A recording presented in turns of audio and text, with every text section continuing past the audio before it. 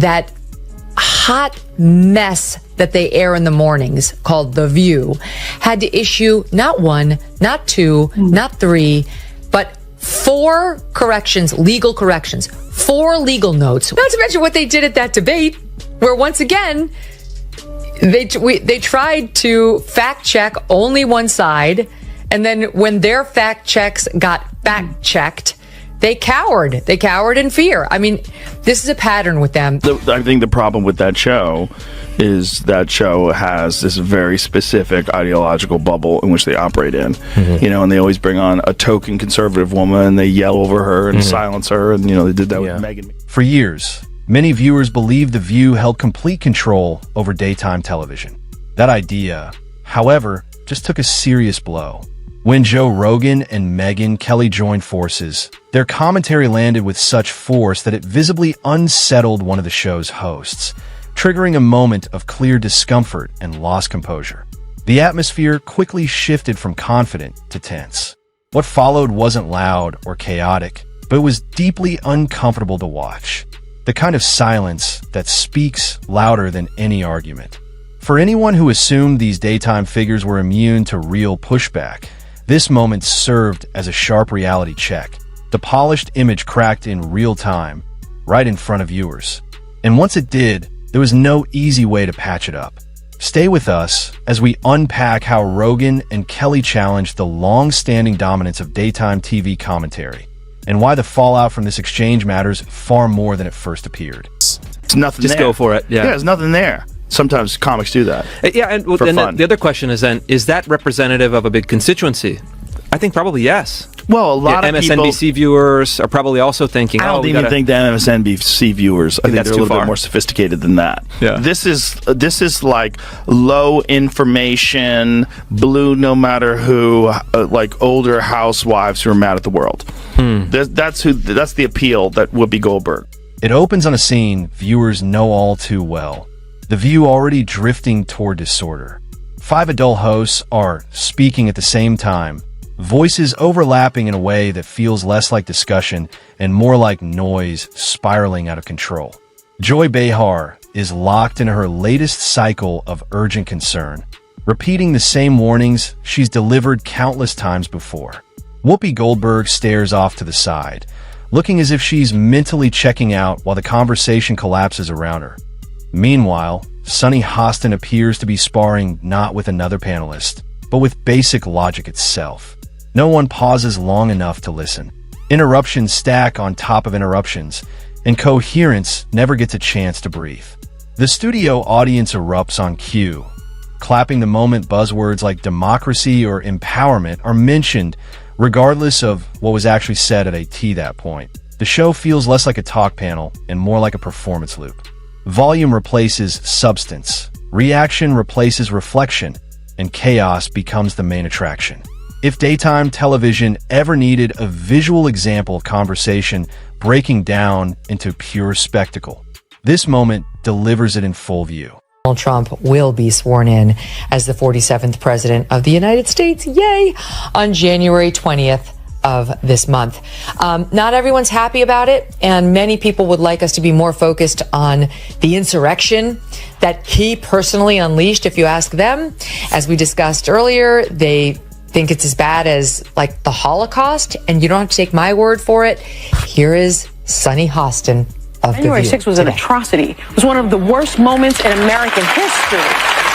And when you think about the worst moments in American history, like World War II, things that happened, like the Holocaust, chattel slavery. Yeah, the January 6th is right up there next to the Holocaust. Somewhere beneath the noise, one person attempts to complete a real sentence, but it never stands a chance. The thought is swallowed almost immediately by overlapping voices, exaggerated reactions, and a perfectly timed look from Ana Navarro that signals disapproval without a single word. Whatever point was being made vanishes before it can even land. This isn't a debate, and it certainly isn't an exchange of ideas. It feels closer to a group validation session dressed up as political television, where emotions take priority and facts struggle to get a word in. The format rewards reaction, not reflection, and agreement matters more than clarity. What plays out is a carefully polished echo chamber under bright studio lights. Different voices, same conclusions. And through the screen, there's an unmistakable sense of self-importance, lingering in the air and shaping every exchange, making it clear that confidence has replaced curiosity as the driving force of the conversation. In fairness, though, I mean, The View has to be, if you average out The View hosts, among the dumbest people on television. And so it's like they say the thing that people are thinking, but they say it very directly, so they expose whatever truth. But I don't think some of them are dumb. You don't think so? No, I don't think Sunny Hostin's You think it's dumb. deliberate? I think she's ideologically driven, and they have blinders on, for sure. I don't think Sunny's dumb. But Whoopi is certainly not the brightest person, and what she just said just doesn't make any sense. It's just like so silly to say. It's not a well thought out. It's like if you had an idea for a premise and it was totally baked and half baked, and you went on stage with it and just Then Joe Rogan enters the conversation, not with shouting or theatrics, but with the steady calm of someone who's spent years navigating every kind of viewpoint imaginable. He doesn't rush. He doesn't posture. He simply observes, the way someone does when they instantly recognize confusion masquerading as discussion. This is a host who has spoken with scientists, athletes, spiritual leaders, and people with ideas far outside the mainstream. He's heard calm reasoning and complete speculation, sometimes in the same interview. And yet, watching The View, even Rogan seems taken aback, as if he's trying to figure out how this level of disorder made it onto a nationally broadcast show. His reaction says more than any rant could. There's a quiet disbelief in it, a sense that what's unfolding doesn't resemble meaningful television at all. Instead, it looks like noise dressed up as conversation, leaving even a veteran of chaotic discussions wondering how this became the standard for daytime dialogue. They're disgusting. She's Anna Navarro in your wildest imagination. You could never solo host a show. You will only ever make it as part of an ensemble, and you could never hope to achieve the success that Tucker Carlson has. So you can sit in your little cheap seats all day long and enjoy your little negative henpecking, but your careers are going nowhere, and Tucker is about to dominate in whatever space.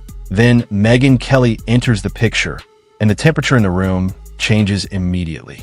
Her presence alone sharpens the moment. She doesn't rush in loudly or theatrically. She moves with purpose, confidence steady, focus locked in.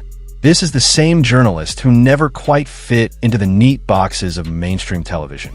One network found her too direct. Another discovered she wasn't interested in soft questions or scripted comfort.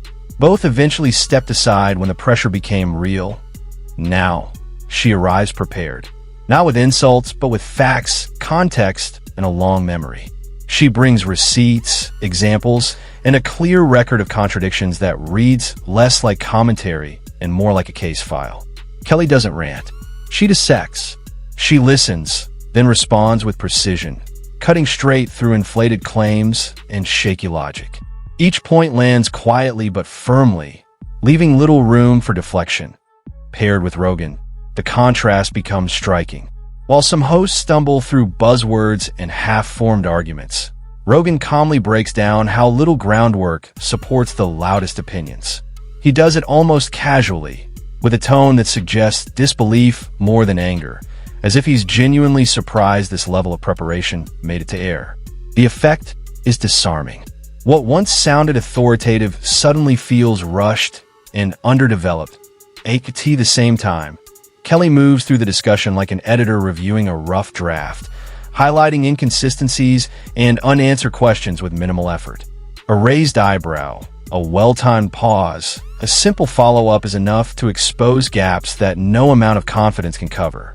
Together, Rogan and Kelly don't overpower the moment with volume. They reshape it with clarity. And in doing so, they leave the carefully constructed image of daytime certainty looking far less solid than it once did. Hot mess that they air in the mornings, called The View, had to issue not one, not two, not three, but 4 corrections, legal corrections, 4 legal notes. We only have 3 of them on camera, but look at this. I have another legal note. My God. Both Trump and Pam Bondi have denied allegations of a quid pro quo. I have a legal note. You want to take this one, Joy, or are you good? Megyn has long denied all allegations and has not been charged with any crime. That's true.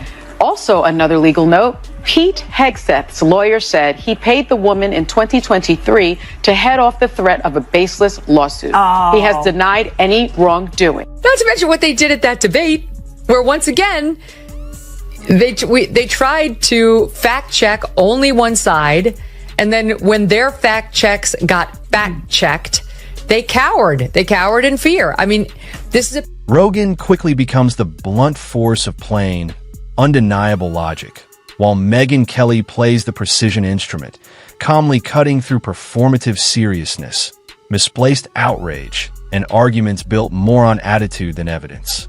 One carefully timed remark lands, and suddenly even seasoned hosts look momentarily stunned, blinking as if the script they relied on just vanished. The confidence that usually fills the room hesitates, if only for a second, and that pause says everything.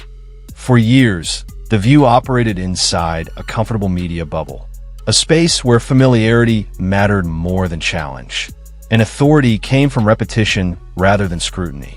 The format thrived on shared assumptions and untested certainty, reinforced by applause and predictable reactions. But that protective shell cracked the moment Rogan and Kelly stepped into the conversation.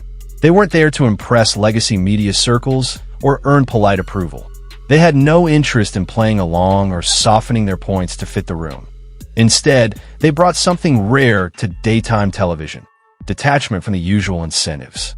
No chasing headlines, no signaling for applause, no obligation to maintain the illusion that louder equals wiser. Rogan questioned ideas at face value, calmly pointing out gaps and contradictions. Kelly followed by tracing those gaps back to their source, exposing how confidence often stood in for preparation. The contrast was stark. It was less like a debate and more like watching two different standards collide. Then came the moment that pushed everything over the edge. The tension that had been building finally ignited. The panel turned its attention to Robert F. Kennedy Jr., dismissing him with coordinated skepticism and visible impatience. Eye rolls replaced analysis. Mockery stood in for engagement. Conclusions were delivered before facts ever entered the room. The reaction was sharp in tone, but thin in substance, revealing just how fragile the discussion had become. That was the turning point. What followed wasn't just disagreement, but exposure. The difference between critique and reflexive dismissal became impossible to ignore. In trying to shut the conversation down, the show unintentionally highlighted its own vulnerability. The moment didn't explode because of Rogan or Kelly. It erupted because a format built on certainty suddenly encountered questions it wasn't prepared to answer. Because I think Sunny is very intelligent, but she's ideologically captured. Right. You know, that's sort of, I think the other ones, there's a couple of the other ones, don't have to name any names, who are just very dull-minded. But I think Sunny's not one of them. I think she's smart, but captured. Sure, I think she came into it with an agenda. Of course. You know. They do everything with it. They didn't stop with dismissing a single guest. The conversation widened, and suddenly the principle of open discussion itself was treated like something dangerous. Any viewpoint that didn't align with the show's carefully curated studio consensus was framed as a problem that needed correcting. Podcast hosts were labeled reckless, misleading, even harmful, simply for allowing long-form conversations to unfold without interruption or filtering. That's when Joe Rogan responded, not with anger, but with calm clarity. He broke it down step by step, speaking evenly, almost casually, using logic instead of volume.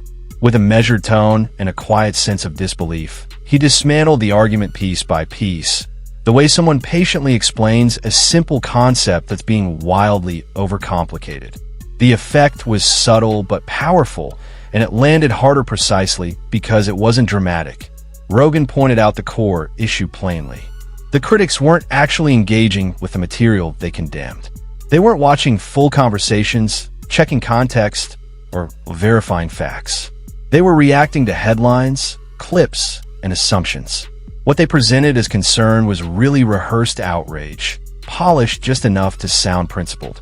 Like criticizing a book after reading only the back cover, the performance collapsed the moment it was examined closely in that instant.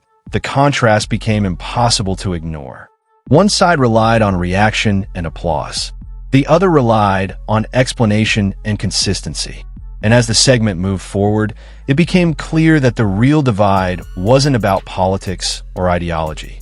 It was about whether conversation is meant to inform or simply to affirm what the room already wants to hear. Melania Trump came out and said she's about as pro-choice as they come. And here was the reaction on The View. I think she hates him. Yeah, well, yeah. Okay, so we can all agree on that. That's a given. I also think that she wants to take him out. She does not want to be the first lady anymore. They agree with you. She doesn't want to be the first lady. She destroyed the Rose Garden. Who hates Christmas? Melania Trump hates Christmas. She doesn't want to decorate for Christmas. She doesn't want anything to do with him. She doesn't want to sleep in the same room with him. She can't tolerate him. Would you look? This is a network that still runs out fact checks to these women, like it's concerned about them staying factual.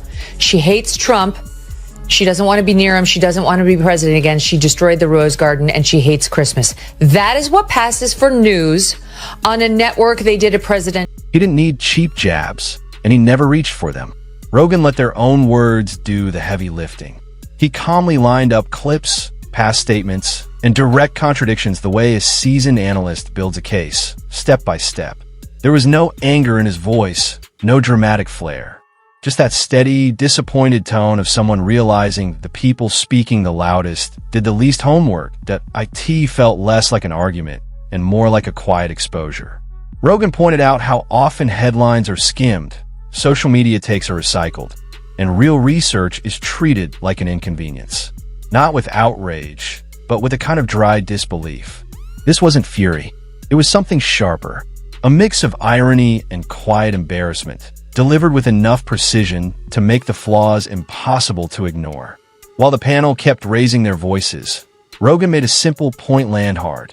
Truth doesn't need volume to survive.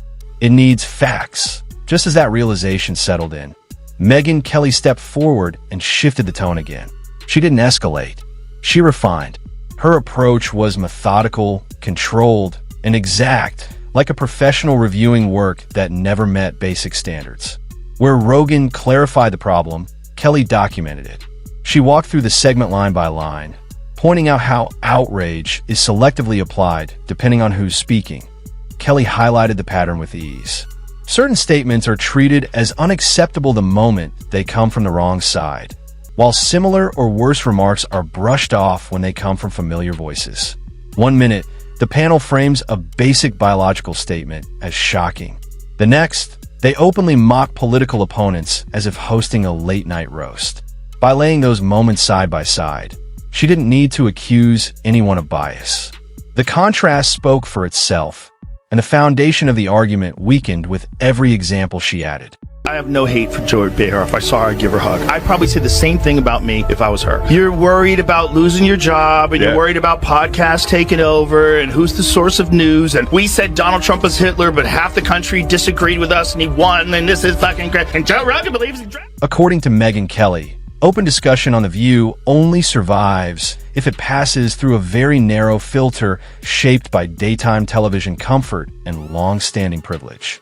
She aimed her strongest criticism at Joy Behar and Sunny Hostin, and she didn't soften the delivery. Kelly challenged Joy's role as a self-appointed voice of progress, arguing that many of her reactions rely more on reflexive dismissal than thoughtful analysis, often contradicting the values she claims to defend. When it came to Sunny, Kelly's approach was even more precise. She peeled back the carefully constructed on-air persona and focused on substance, pointing out how legal language and moral certainty are often used as shields rather than tools for discussion. Kelly highlighted how disagreement at the table, especially when it comes from women outside the approved lane, is framed not as debate, but as disloyalty. In that environment, questioning the dominant view becomes risky, and consensus replaces conversation. The dynamic, she explained, creates an unspoken rule. The safest position is agreement, preferably echoing whatever conclusion was just stated moments earlier. That atmosphere turns dialogue into performance and discourages honest challenge. But Kelly didn't stop at personalities. Once she shifted to facts, the contrast became even clearer. While The View often leans heavily on emotion and abbreviated takes, Rogan and Kelly arrived prepared.